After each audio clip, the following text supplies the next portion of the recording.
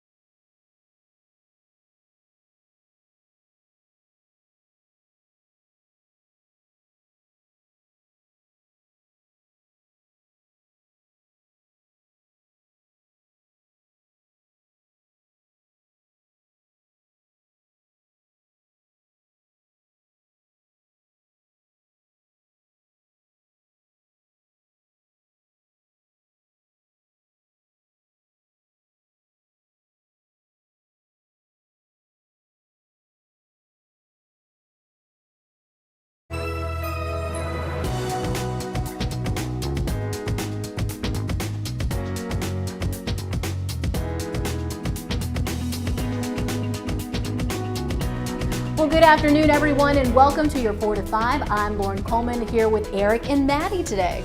All together here. Happy Thursday. We are 24 hours away from the weekend. Glad you could join us. Don't forget, for the next little bit, we'll be on Facebook, and we'll talk to you during the commercial breaks. Lots of fun happens there. Yeah, and right now the conversation online is still what is happening at gas stations across North Carolina and what the progress is since the Colonial pipeline reopened. You know, it was back up and running as of yesterday, but experts are saying it still could be days before we start to see normalcy back at the gas pump. We do have some good news to report, so we're going to send it out to WFMY News 2's Jdrf. You went out and about in Greensboro today. What did you see at gas stations? Well, as I drove through Greensboro, I was optimistic at what I didn't see. No long lines at the pumps, no people hoarding gas, and not as many fuel stations without gas as we saw yesterday. Earlier in the day, I spoke with several people who were just happy they were able to fill up without all the hassle. It's kind of hard because I had to download an app to figure out where there was gas at, and nowhere had gas yesterday at all. I was supposed to wake up at 2 o'clock in the morning to go find gas. Luckily, this gas station is empty right now, and there is gas. Last couple of days, you know, I had friends stranded out of town because they couldn't get back from out of states, you know, the gas crisis or whatever. But me personally, I haven't really seen too much crazy stuff in Greensboro. Yesterday, we saw images like this across the area. And today, things are a bit more normal. But I don't think this is going to last very long. I think it's going to be over. I'm not worried about it. I kind of think it's like the toilet paper situation that happened at the beginning of the pandemic. You know, I think people are stressing out. Coming up at 4:30, you'll hear from a young lady who was unable to leave her house for 2 days due to all the gas mania. All right, thank you, Jalen. And President Biden told Americans today that we should soon start to see the effects of the Colonial pipeline coming back online, but it won't be immediate. The over 5,000-mile-long pipeline may be back online, but the days-long shutdown is still showing big impacts across the South. But I want to be clear, we'll not feel the effects at the pump immediately. This is not like flicking on a light switch, and it's going to take some time. And there may be some hiccups, like I just had, along the way here. Still, we expect to see a region-by-region return to normalcy beginning this weekend. As gas stations work to refill their supply, you can check out which stations still have fuel with the help of Gas Buddy. Just look for this story on WFMYnews2.com to find a link to their page. Well, a big announcement from the CDC just moments ago. If you are fully vaccinated, they say you do not need to wear a mask inside. The new recommendations allow vaccinated people to stop wearing masks in most places. Now, the CDC says you should still mask up in crowded indoor settings like public transportation, hospitals, and prisons, but this could ease restrictions in workplaces and in schools. Fully vaccinated people do not need to wear a mask outdoors or in crowds either, but the CDC emphasizes that you still have to follow local laws and rules. Well, more than 150 million Americans have received either 1 or 2 doses of a coronavirus vaccine, but health officials, they are still trying to get more shots into arms. A Triad man who received the Pfizer vaccine during a research trial last August hopes that his story will encourage folks who may be on the fence about getting vaccinated. Thank heaven we have positive, and we have 2 more positives. 5 positive coronavirus antibody tests. That's how many Greg Baycott of Mocksville says he's had since he took the Pfizer coronavirus vaccine in August of 2020. More than 8 months later, his tests show he still has immunity. Each time I'm always a little bit nervous it'll come back negative. Baycott is participating in a 2-year Pfizer vaccine trial at PMG Research of Winston-Salem. We first spoke with him last December after his second vaccine dose. He tells me his regular physician outside of the study has been testing him for the coronavirus antibodies since he received both doses of the vaccine. So we've been doing it every 8 weeks, and amazingly, it's been so many weeks. It's unbelievable how many times we've done it. Baycott says the PMG research trial is now testing out a booster shot on half of the participants. First, I told him yes, I would take the booster. But then I decided no, I would not, because I want to see when these run out or when my body quits making antibodies. He hopes his story will encourage others to get vaccinated and help to put an end to this pandemic. So I just want to say, hey, I'm here. I'm your average Joe person or whatever. I've had it, and it was so long ago, and the way my body worked with it, it was fine. So Baycott tells me that his last antibodies test came back positive, and that was on May 7th. Again, he is participating in a 2-year study. He says he has 2 more trial visits, but will continue to receive regular checkups with his primary care doctor. We are tracking more encouraging updates in our local coronavirus numbers. We showed you yesterday how Guilford County's hospitalizations had been holding fairly steady, but I want you to pay attention to the red line all the way at the end of the graph. Today, the number is down to 37. It is the lowest number of patients we've seen in the county since they started reporting this data back in early August. Remember, these gaps that you see are weekend days that the county typically does not report data. Let's turn now to the headlines with your 4 to 5 roundup. Last week, the number of Americans who filed for unemployment fell to the lowest it's been throughout the pandemic. 473,000 people applied for benefits. That's a drop of 34,000 from the previous week and the lowest number since March 14th, 2020. However, claims are still roughly double what they were on a typical week before the pandemic. More than 266,000 restaurant owners applied for the nearly $30 billion federal aid fund this week. The program is aimed at helping restaurants that were hit hard by the pandemic. It has seen nearly double the number of applications that the program even has funds for, signaling just how much strain COVID-19 is putting on the industry. The Biden administration launched the program more than a week ago.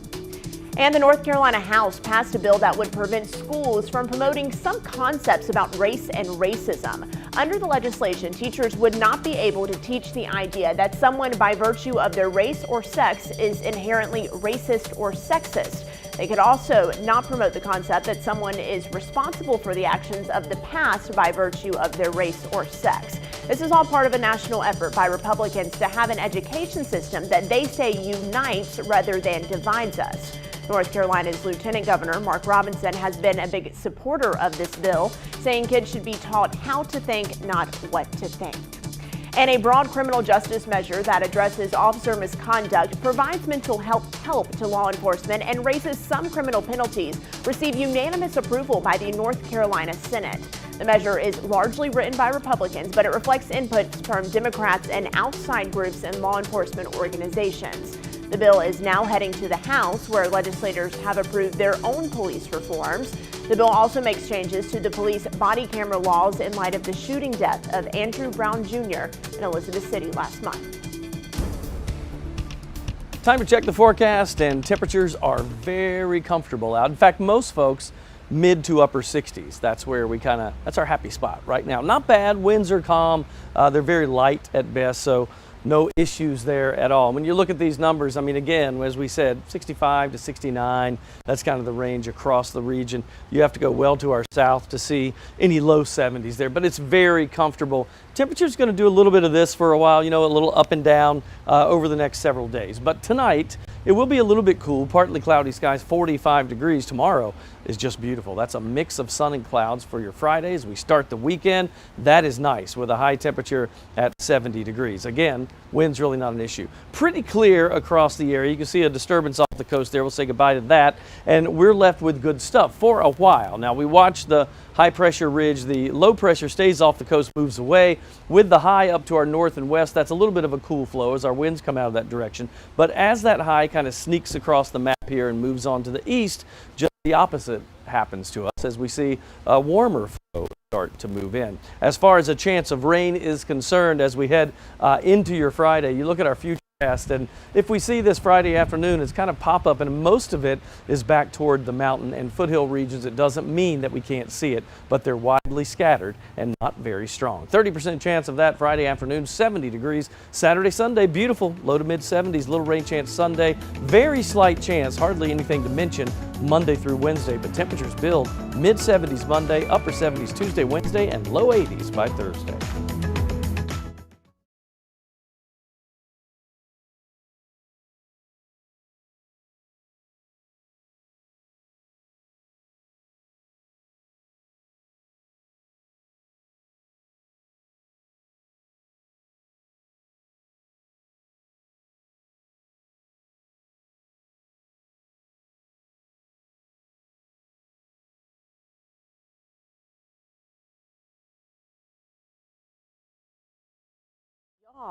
I just found out on the Book of Faces, this is a big deal, that we have a new cookie store in Greensboro.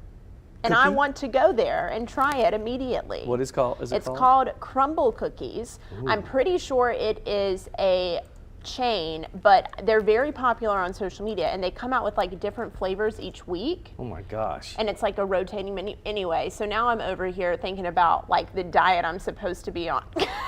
And not. Sorry. Brad wants to know why the cookie went to the doctor. I don't know, Brad. Why, Brad?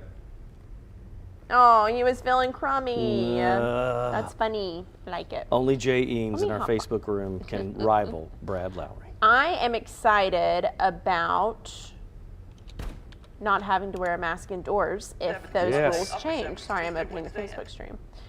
That's exciting news from the CDC. That is phenomenal. Now we have to see though, in fact, everybody should remember that it doesn't mean your particular company will allow that yet. You have to wait. Or the state. We haven't heard from the governor yet.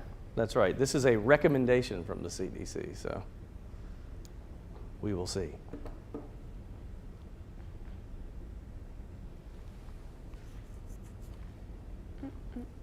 This is the quietest we've ever been.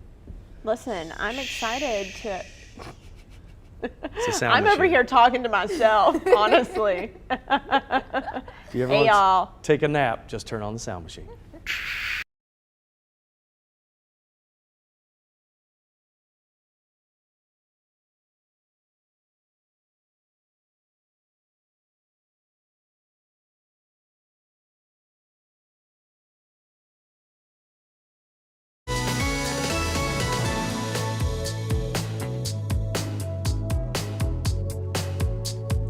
You know, I'll bet almost every one of you could name one or even more people in your lives that have diabetes in one form or another. Seems to be all over the place. The Junior Diabetes Research Foundation fights every day to fund valuable research and also get a handle on the disease and raise awareness. They have an incredible fundraiser event. It is happening this weekend that you will not want to miss. I spoke with Eleanor Schaffner-Mosch about how this will all play out on Saturday. Take a look.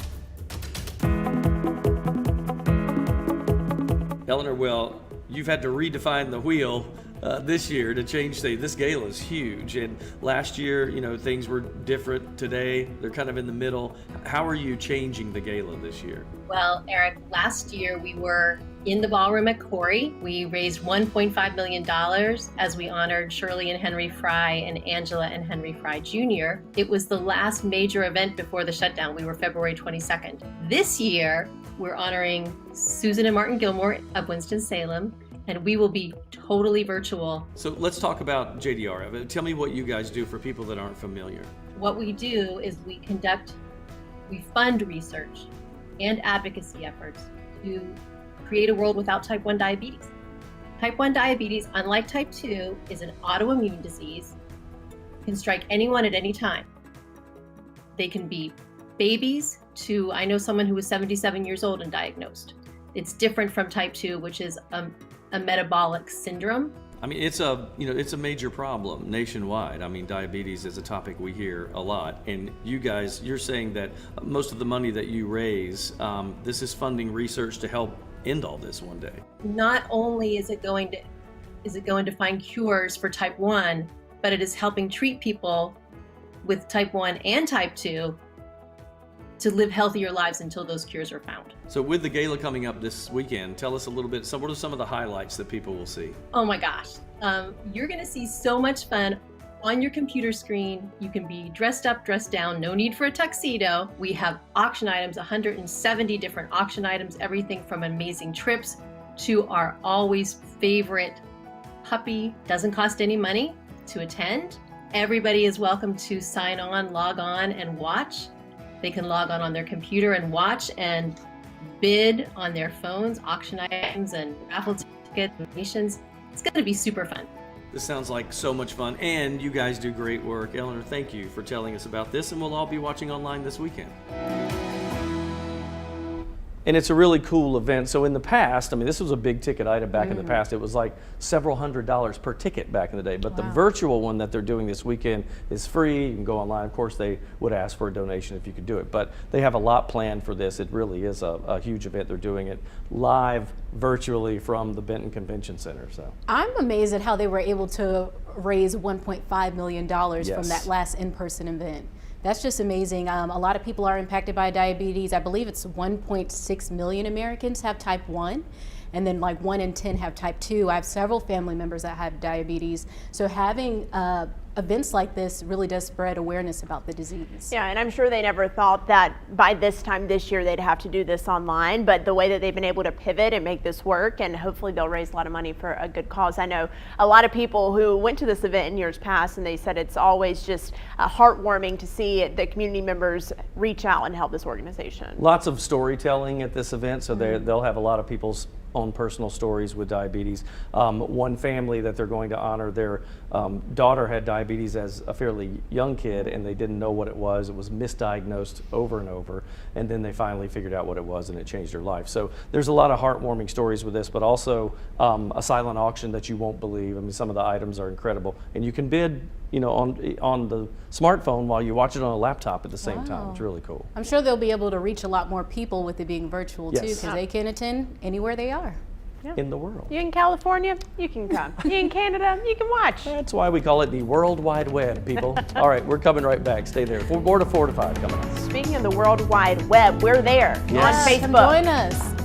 That's where I'm going now to type things to you guys.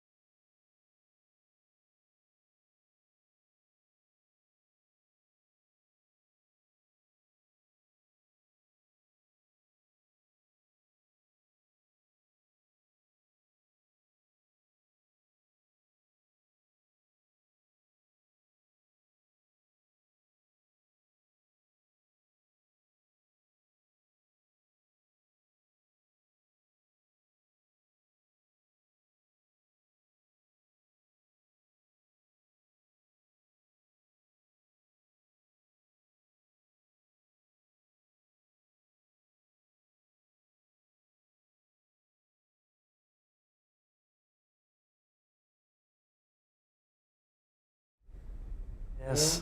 Yes. Hold on. So, Maddie, what are your weekend plans? What are my weekend plans? Oh, I am hosting some friends, fully vaccinated friends. I feel like you have to clarify that now. And I don't have a ton of plans other than I did make a brunch reservation on Saturday. Nice. You and Brad are invited. I will let you know the location when I'm not broadcasting live over the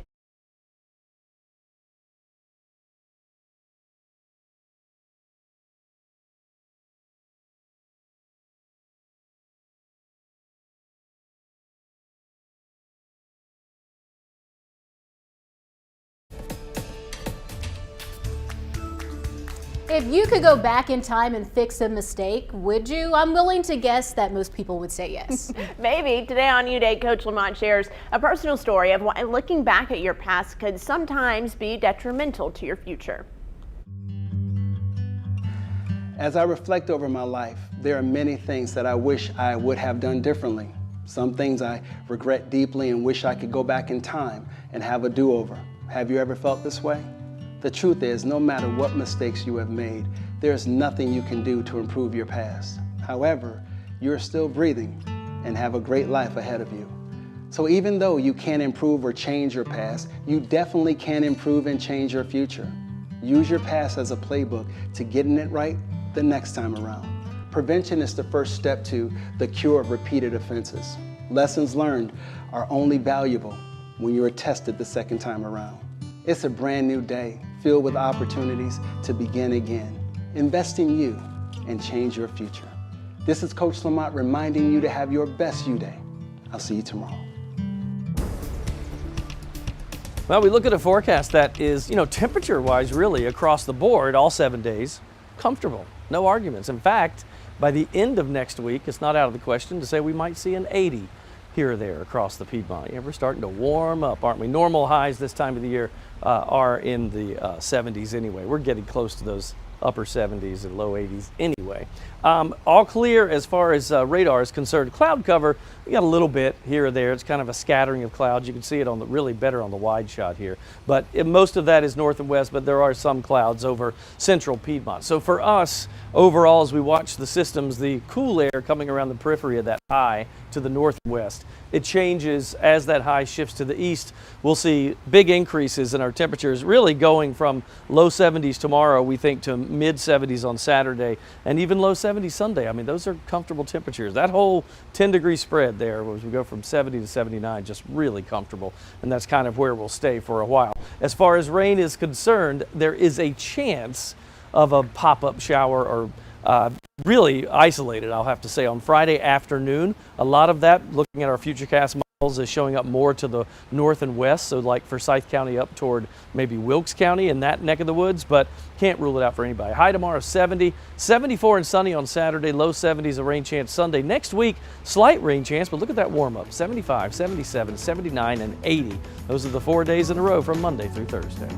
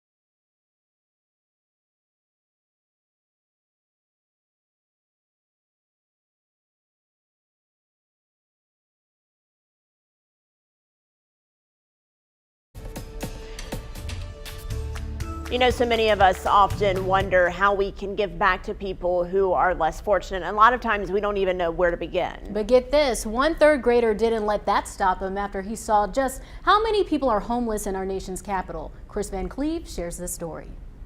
In the shadow of a symbol of American accomplishment sits a park lined with tents that most in the nation's capital choose to forget. We got Chick-fil-A tonight. But not 8-year-old Zoheb Beg. Along with homeless advocate Sharon Wise, the Virginia third grader is handing out donated meals and care packages of socks, masks, and toiletries. It doesn't matter how old you are, you can help someone. So many people drive by these folks every day and don't stop. What made you want to stop? Because they don't really have a lot of stuff like we do, so I really want to help them. When we first met Beg last April, he was collecting shower caps, gloves, and masks from local hotels for the hospital staff that saved him from a tumor when he was 4. How much stuff did you get? 6,009 PPEs. Now, Zoheb, who calls himself the Chief Kindness Officer, is expanding his efforts. And inspiring friends and neighbors to help too, filling bags of essentials for the homeless and families with sick children staying at D.C.'s Ronald McDonald House. All of it, Beg got companies to donate. You just have to find a problem and find one solution. A big idea from a little boy with an even bigger heart. Thank you. Chris Van Cleve, CBS News, Washington. The Chief Kindness Yes. Officer. Own business card. Look at that. I mean, talk about paying it forward. You know, the doctors helped him out, so he created a fundraiser for the doctors, and then that grew into another idea to feed the homeless. That's the Amazing. best title I've ever heard, the Chief Kindness. He's the CKO of the company. I love it. And his own company too. You know, I think we can learn so much if we just watch what kids do. Yes. They don't have any limits. They don't think about what's impossible. They don't come with problems. They come with solutions. I'm telling you, he's going places. Yeah, you have to remember his name because the next thing we know, the CKO will be the name of his company, you know, like CKO Incorporated. I hope to see him running for like public office one day. Oh. Right. He's in third grade, so he's got a while. But Got a little ways to go. maybe like 10 years, then We'll he keep can an eye run for out for mayor. you. Yeah. Run for mayor, can you imagine? Very cool stuff happening That'd be there. great. All right, we're going to take a short break. We are coming right back, 30 minutes ahead. Get on Facebook, folks. And be kind. Please. Rewind. Be kind, rewind.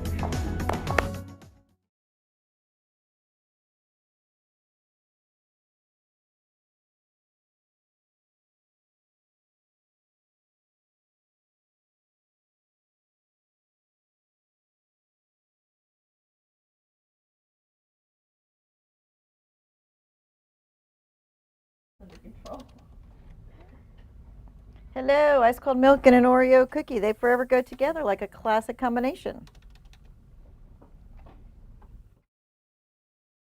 And guys, I'm glad to report, as I drove around Greensboro today, I only saw a handful of stations. Over the last couple of days, people from all across our state have been in panic mode. The fear of not having any gas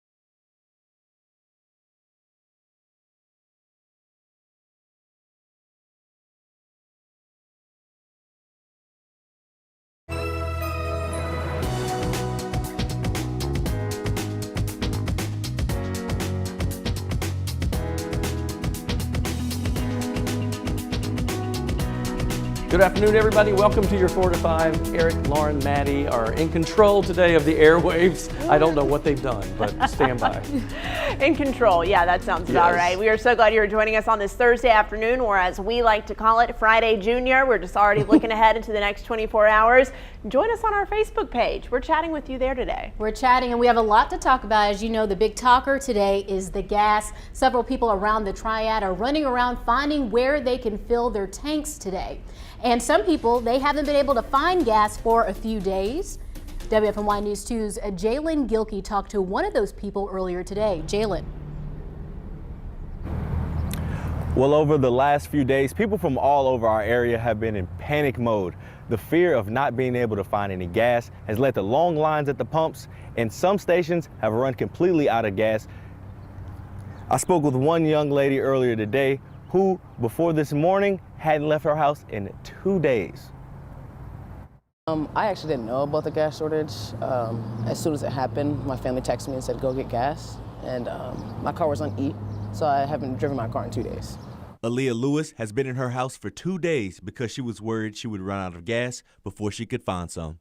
I couldn't get to work. I didn't go to work for the last 2 days. My whole entire family, no one had gas. Fortunately for Aaliyah, today is a new day. It's kind of hard because I had to download an app to figure out where there was gas at, and nowhere had gas yesterday at all. I was supposed to wake up at 2 o'clock in the morning to go find gas. Luckily, this gas station is empty right now, and there is gas.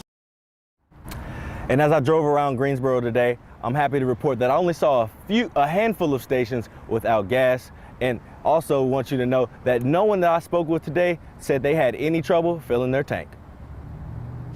Oh, that is great to hear, Jalen. Thank you so much. Let's turn now to the headlines in your 4 to 5 roundup. Police charged 2 people for fighting in a line at a gas station in Nightdale. Police officers say the man and woman were fighting over a spot in line at a marathon and that they spat on each other and hit each other. The woman is now charged with simple assault. The man is charged with assault on a female and damage to personal property. Oh. Well, it sounds simple, but do not fill plastic bags with gas. The U.S. Consumer Product Safety Commission is warning people that this is dangerous after unverified photos and videos surfaced on social media showing people filling up plastic bags with fuel. Gas produces a hazardous vapor, and breathing that can lead to death. And if you're exposed to an ignition source, it can cause explosions. So only use containers approved for fuel and follow the instructions for storing and transporting gasoline. If you are fully vaccinated, the CDC says you do not need to wear a mask inside. Now, according to the CDC, if you have received all doses of a COVID vaccine, you don't need to mask up inside most places, in crowds or outside. Now, there are still some places that they recommend masks, like public transportation, hospitals, and prisons, but this could ease restrictions in workplaces and schools. Remember, this is only their guidance at this point. You still need to follow local rules and laws. That sound means it is time to verify you're itching, you're sneezing, you're coughing, and you're praying the person in front of you in line at the grocery store doesn't mistake your allergies for COVID-19. Similar symptoms, very different causes.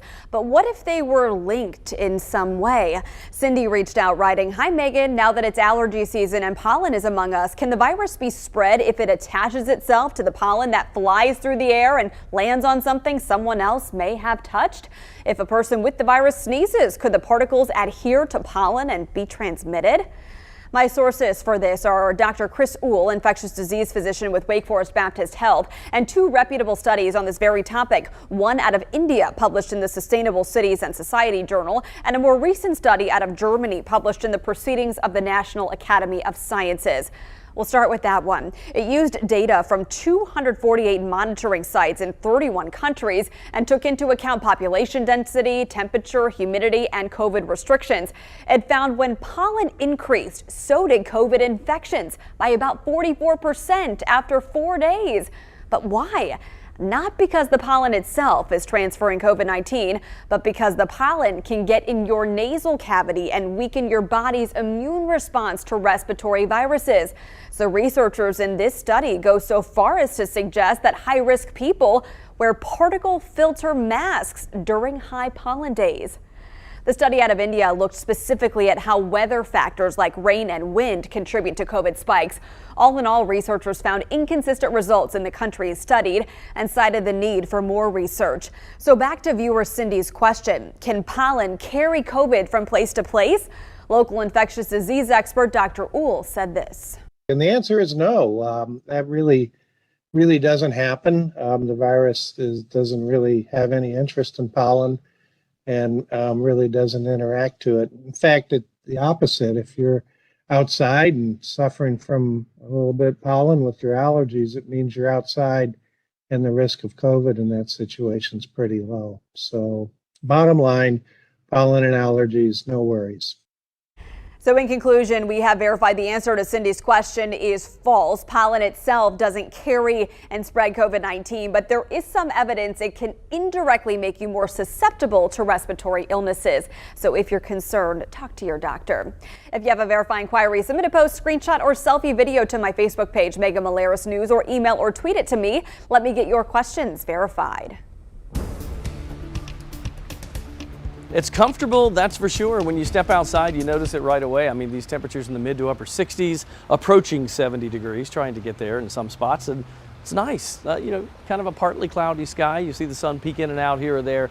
No arguments for this. How long will this stick around? That's the big question. And Friday afternoon, that is something we'll pay attention to because there is that chance. Now, it's only about a 30% chance, but we could see a pop-up shower or storm as a result. Again, the numbers for the most part, mid to upper 60s.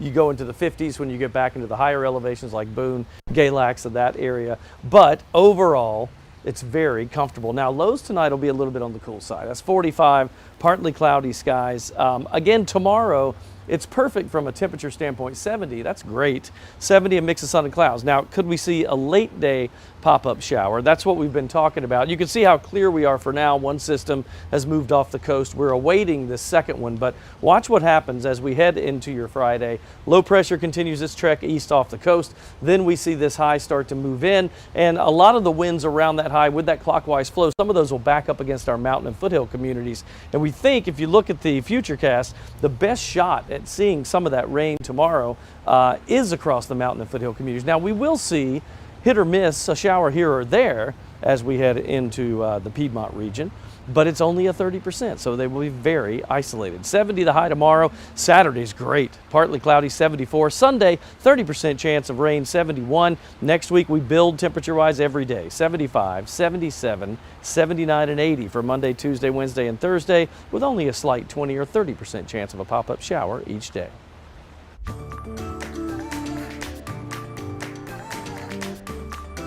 All right, friends, I know you know this saying. In this world, nothing is certain except death and taxes. Yep. Aha, okay, so the only things in life that are certain are, yes, death and taxes. Does anyone know who said that fabulous line? Ooh, I know. Ooh, you know. It's Benjamin Franklin. It is Benjamin Franklin. Yes. She had the quicker buzzer than the rest of you guys. All right, that leads us into today's topic, which is taxes. Woo! Yes, tax day is May 17th. That's right. You have 4 days to get your taxes in. The best way to do your taxes is online. The IRS says timely processing of tax returns and refund issuance is especially important during the pandemic. To speed up refunds and avoid delays in processing, the IRS strongly advises taxpayers to file electronically with direct deposit. You could be waiting for months if you file by paper and you request a paper check. Hey, don't miss this because this could make your refund bigger. The IRS is suspending the requirement to repay any excess tax credit. So if you had health insurance through the marketplace and you paid a premium, guess what? You get a break. If they underestimated their income and they were normally supposed to have to pay some of that back, that's it's a one-time thing. For 2020, if you were normally supposed to pay some or even all of your subsidies that you received back, the IRS they're waiving that. The IRS is also waiving up to $10,200 in unemployment benefits. The income is non-taxable on your 2020 federal return. If you already filed your taxes and you counted all that unemployment income, chances are you're going to get money back from the IRS. Those payback checks start going out this month. Hey, we're talking about money and your health care today at 5:30. The deadline to sign up for the marketplace for next year was supposed to be this week, but it's been moved to August. The extra time could help you ask our experts your questions about the marketplace and Medicare. You text those questions. The number's at the bottom of your screen, 336-379-5775.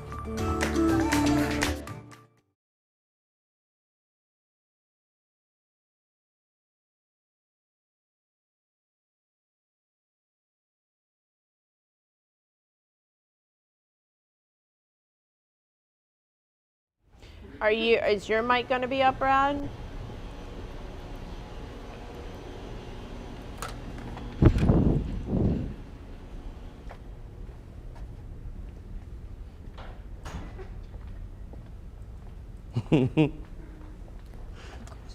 What happened at lunch? So I went to lunch with our director, Brad. And we were in line and somebody walks up to me, and since Brad is a rabid NC State fan and can't stand anything Carolina, he picks on me all the time. Some lady in line, she goes, Eric, have you switched over to pull for Duke yet? Oh. And I said, no. And he loved it because Duke fans were harassing me. That's interesting. He loved it. Brad is not just like the type of NC State fan who only cheers for NC State. He abhors UNC. Like, he does not even entertain the thought of liking the Tar Heels for a moment in time. I don't know why that is, Brad, because you have hate in your heart. Let me steal this. Oh, you're good. Hey, can you give me like a brief synopsis of what your thing is about? Okay, he grew up with Clemson fan. I don't know how that has anything to do with it. Still, it's like, why can't we be friends, you know? Meal packages. Why can't we be friends? Why can't we be friends? I can't say anything to Brad because of my picking on my friends with Duke.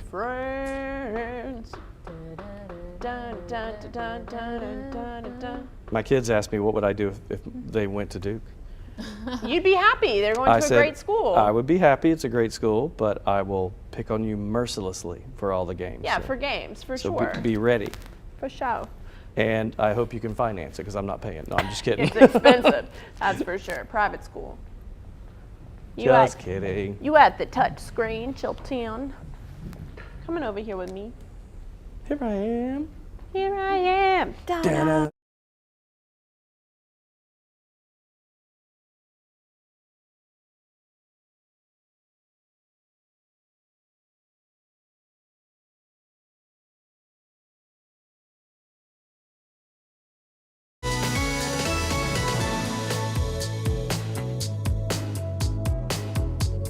There are so many organizations that work tirelessly to feed the hungry in our area. You know, we talk about it all the time. And we know how huge the need is in our area, unfortunately. But One Greensboro Church, they're always there. They're doing it again this weekend. You probably know who we're talking about. I spoke with Lawndale Baptist Church's Steve Cruz about this event coming up and how it will help those in need. Steve, you guys are at it again. You're always helping us out and feeding the hungry. It's just a great thing. So this is different than what you normally do, the feeding of the 5,000. This is different. Tell me about this event.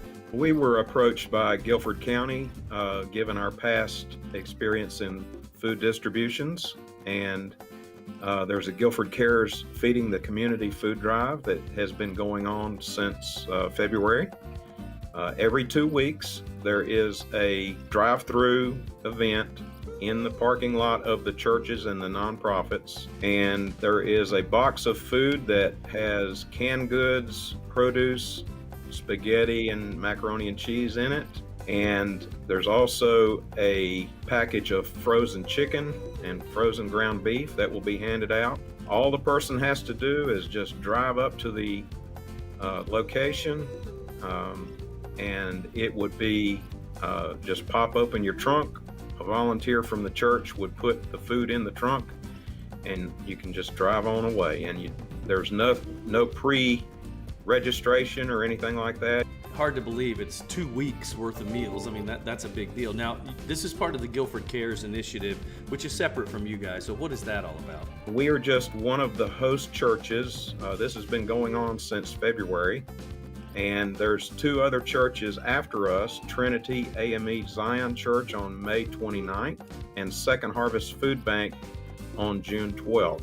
Now, Lawndale Baptist is doing it this Saturday, May 15th from 11 to 1. What is your thought process? Why do you do this so many times every year? It's a great thing, but why get involved with this? Well, we just do it to bless and encourage those in need in the name of Jesus. And we're just trying to help those in the community who need a helping hand. Well, you always come through, and we'll also look forward to the feeding of the 5,000, which comes up later on. So thanks, Steve, for your time today. Good work, my friend.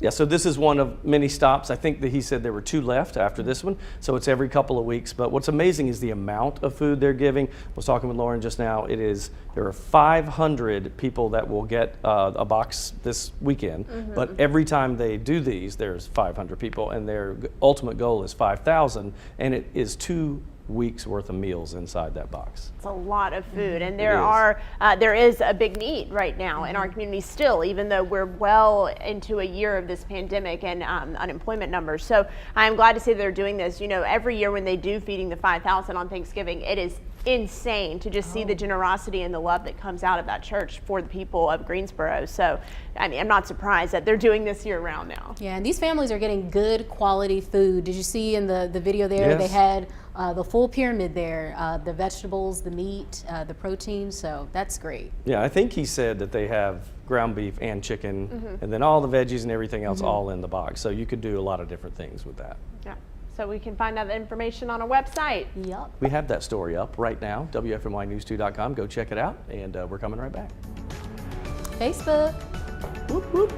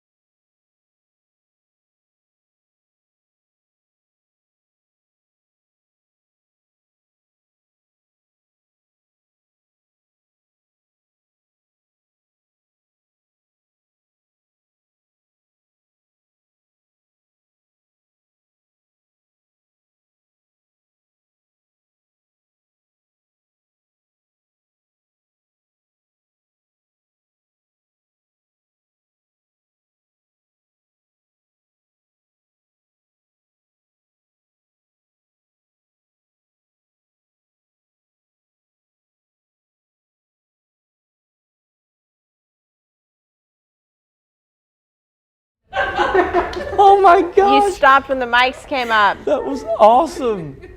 Lauren was freestyling, dropped the mic, boom.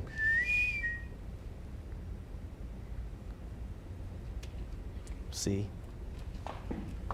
Let's get that weather queued up for me. How much time for final? Minute and a half. Y'all, I'm truly just over here looking at pictures of cookies. Leslie can verify that this is happening. Look at this. Look at that. Oh my gosh. That looks so good. I like all cookies, right? I like all desserts and sweets, and you know what? I'm tired of not eating them. I'm tired of it, Lauren. I'm tired of not eating them. Wait, what's going on here? I'm lost. E. Gotcha. Can I stand right here, or will you see me? Okay. Where are you going?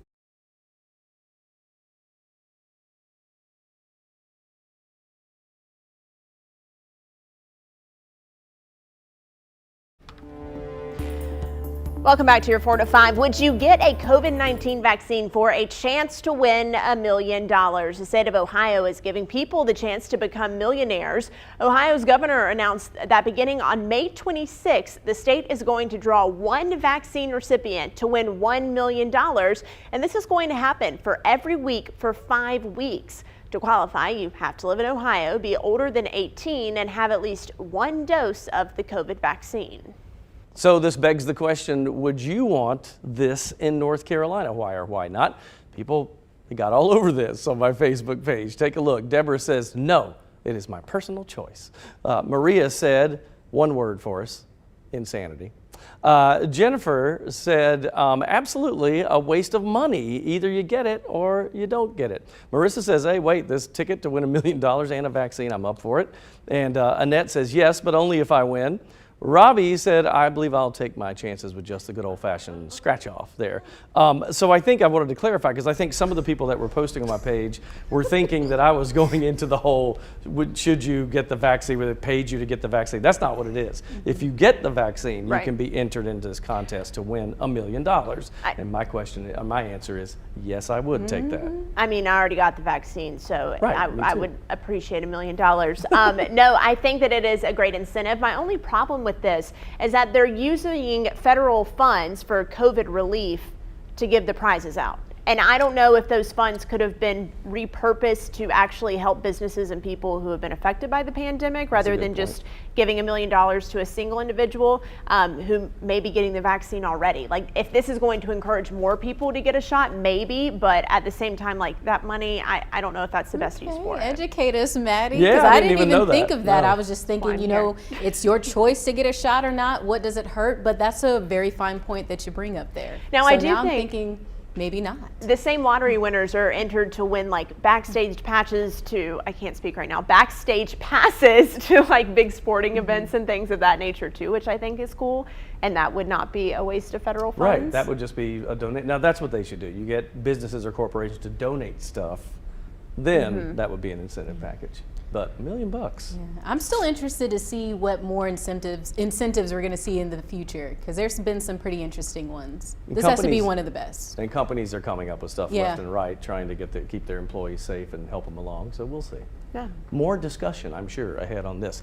We can discuss the forecast too, and it is not bad when we look at the numbers, especially from where we are today. I mean, the temperatures upper 60s right now, high temperatures over the next day or so. You're looking at low 70s, we think, through the weekend. By the way, Saturday, beautiful. Friday, still good. We just have a 30% chance of a shower. So cooler air, you can see come around the periphery of that high. That's why we were a little bit on the cool side today. But as we advance this, you can see the timestamp up here going into Friday afternoon and evening, there is a chance of a scattered shower or two. Temperatures are holding pretty good because that high pressure is still in control for us. And then as it moves on to the east again, we'll see even a little bit more of a warm up. Now, rain chances, probably not that much on Saturday, but on either side of that, there's that chance. This is Friday afternoon and evening. Most of it is north and west along the mountains, but again, can't really rule it out across the Triad. Again, as we mentioned, though, temperatures are looking pretty good. By the way, Hoppers, a double header tonight, but partly sunny, cooling off that 67-degree mark there, and the first game starts off in just a few minutes. What time is it? In 7 minutes, the Hoppers will be going, so stop by. Tonight, 45 degrees for the overnight low, scattered clouds, and then when you look at our 7-day forecast, boy, the temperatures get really good next week, but we're 70s all across the board, and if you think that's out of line, it is not. You see in the top right corner there, 77 is our normal high. So low to mid 70s through your weekend, slight rain chance Friday, Sunday. Next week, we warm it up, get to 80 by the end of the week by Thursday.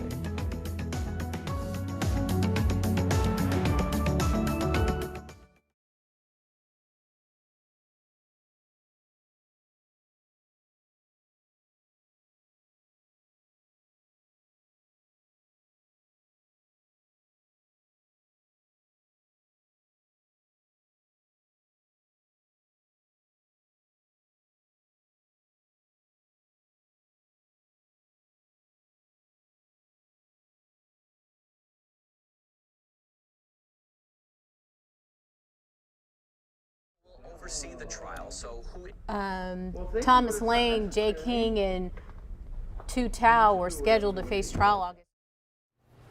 Hello, mic check 1, 2, 3, 4, 5, 6.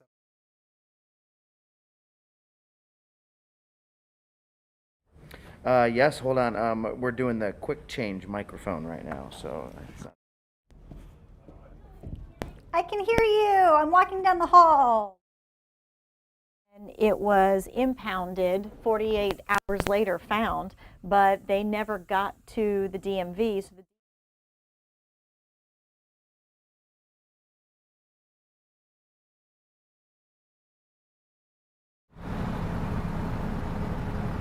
Jdrf, mic check, can you hear me? Yes, I can hear you. Mic check 3, 2, 1. Mic check 3, 2, 1.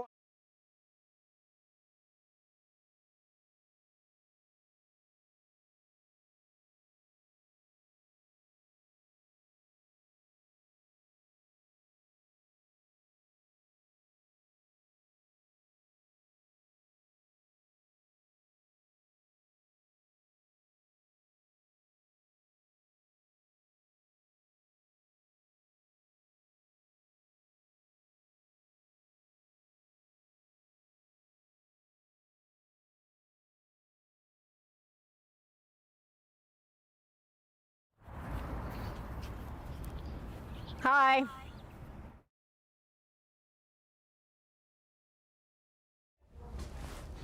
Hey there, the Chad Chilton quick change is.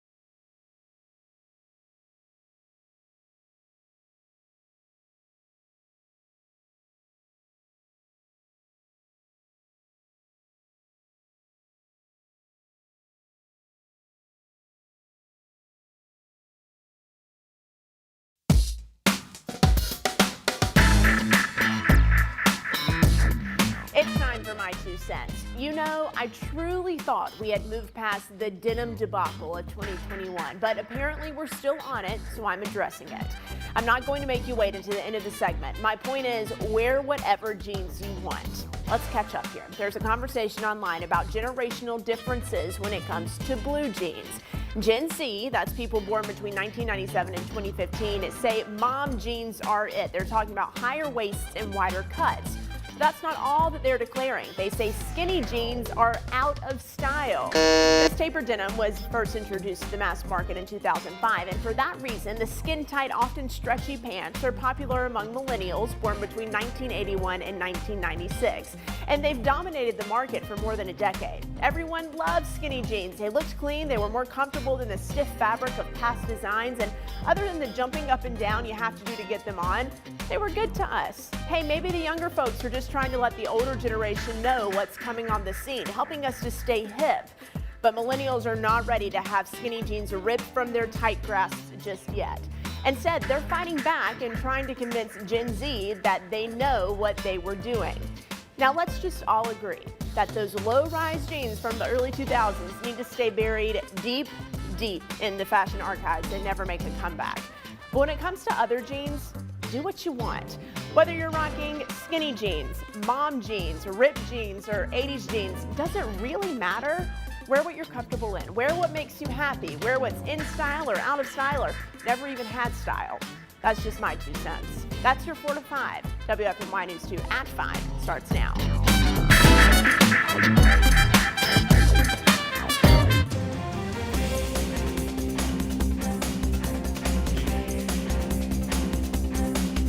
But I want to be clear.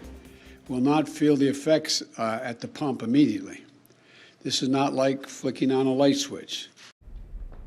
President Joe Biden is urging patience as the Colonial pipeline gets back to normal. In their last update, the company said every market they service should be getting fuel by now, and service should be back to normal by the weekend. So how will this impact your upcoming road trip, and what about gas prices? WFMY News 2